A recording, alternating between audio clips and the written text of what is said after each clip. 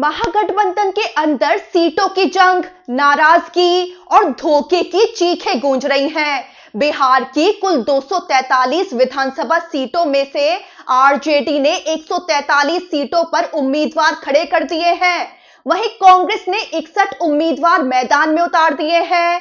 दरअसल दूसरे चरण में बिहार की जिन सीटों पर वोटिंग होनी है, उसके लिए भी प्रत्याशियों का नामांकन पूरा हो चुका है। ऐसे में बिहार की सभी सीटों पर नामांकन पूरा हो गया।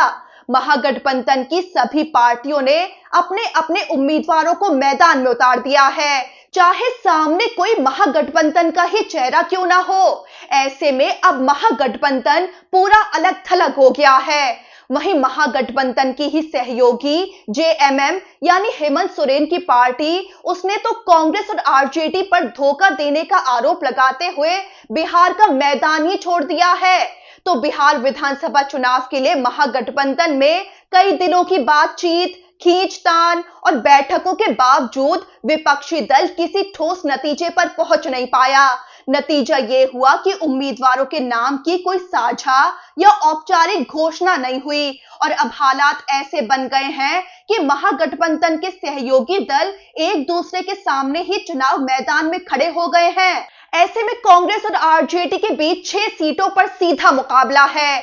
तो जिन 6 सीटों पर कांग्रेस और आरजेडी आमने सामने हैं, उनमें शामिल है सिकंदरा, कहलगांव, सुल्तानगंज, वैशाली, लालगंज और वारिसलीगंज। विपक्षी नेता इसे फ्रेंडली फाइट तो बता रहे हैं, लेकिन जमीन पर ये लड़ाई दोस्ताना कम नुकसानदायक ज्यादा दिख रही है। आपको बता दें कि पहले चरण की वोटिंग के लिए नामांकन वापसी का आखिरी दिन 20 अक्टूबर को था। इसीलिए अब लगभग ये तय हो गया है कि पहले चरण की कई सीटों पर कांग्रेस और आरजेडी एनडीए के उम्मीदवार के साथ साथ एक दूसरे से भी भिड़ने वाली हैं। अब दूसरे चरण के नामांकन वापस लेने की आखिरी तारीख 23 अक्टूबर है। अब देखना यह होगा क्या आरजेडी और कांग्रेस कोई हल निकाल पाती हैं और अपने किसी प्रत्याशी का नामांकन वापस लेते हैं, या फिर दूसरे चरण की सीटों पर भी एक दूसरे से भिड़ने वाले हैं। दरअसल आरजेडी नेता मृत्युंजय तिवारी का बड़ा बयान आया।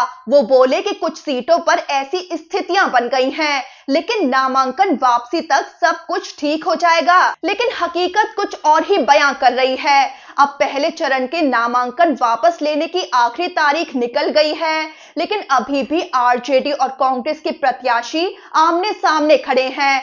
अब दूसरे चरण में क्या कुछ बात सुधरती है या नहीं, ये देखना होगा। आपको बता दें कि बिहार में 2 चरणों में वोटिंग होनी है, यानी 6 नवंबर और 11 नवंबर को, और चुनाव का रिजल्ट 14 नवंबर को आ जाएगा। वहीं कांग्रेस का टकराव महागठबंधन के दल सीपीआई से भी देखा जा रहा है।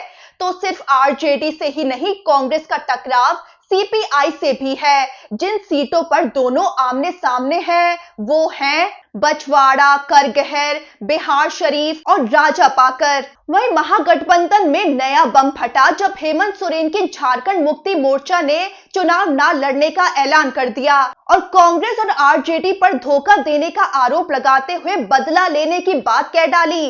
तो हेमंत सोरेन की जेएमएम, जो पहले महागठबंधन के साथ मिलकर बिहार चुनाव लड़ने की तैयारी में थी, उसने चुनाव से खुद को बाहर कर लिया है।